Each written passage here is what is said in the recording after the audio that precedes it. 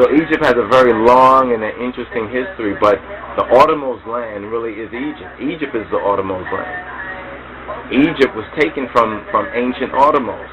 That's the point. That's one of the points that we need to put out there, and then to give one some of the historical, cultural, even the linguistic evidence. For example, if this is our country and we built it up and we had it for thousands of years, and then foreigners come in here and drive us out and persecute us out, and now we're wandering around like nomads and everything, it would probably be a while, if ever, before we find a place and are able to build it up again. We probably will live like nomads. We will live like nomadic people, moving people. Or if we find a place, it takes us a while because we already lost so much of our culture. We already lost because we had to get in survival mode. You understand? We were no longer in our own country, in our own land. This is why when anybody looks at Oromo features and Oromo people and they study them in history and say, well, were they like any of the ancient people? You always find they were like the Egyptians, they were like the Nubians, they were like the northern Kushites, because there were southern Kushites, but they were like the northern Kushites closer to the border of Egypt, and some of them actually were in Egypt. Many of the families were in Egypt. Exactly which families, that would be the interesting research, to really connect the various different tribes, you understand, which have been displaced from Egypt.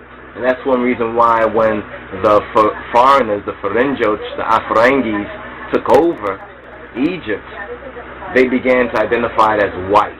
Who was a part of that? The French came in later on in the AD time, and then we have the French fighting with the British fighting with France over what?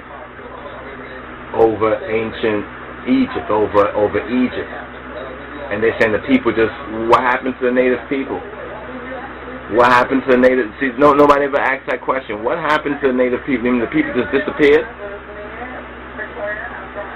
So Egypt has a very long and an interesting history, but the Oromo's land really is Egypt. Egypt is the Oromo's land. Egypt was taken from ancient Oromos.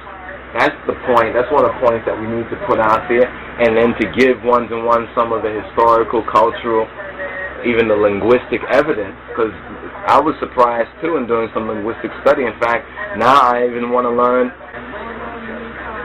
Oromifa. That's why I want to learn Oromifa, to get it right, how they say it. I like to learn that, because in my etymological linguistic search, I see where some of the good is, even some of the AMHARIC, but some of the AMHARIC terminology that links with ancient Egypt comes through the Oromo, the Cushitic part of the AMHARIC language, which is kind of interesting. So now that I begin to then say, well, let me now look at the Oromifa language, I begin to see there's direct relation with some of the older Egyptian, ancient Egyptian language. So I'm like, wow, that is really interesting. Very few have even probably even thought to put something like that. As well as, you know what it does too? It gives now the Oromo people another focus to vent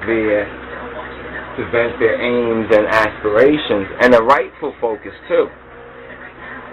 Everybody's arguing over, you know, a little bit of land in a small area of what we call today Ethiopia, while the greater amount of land that was taken away from the ancient Oromo people is Egypt. Egypt was taken from the Oromo people. Egypt belonged to the Oromo people, and hopefully this will come to light sooner than later, because it's very, very important for the Oromo people to really understand their ancient links and connections.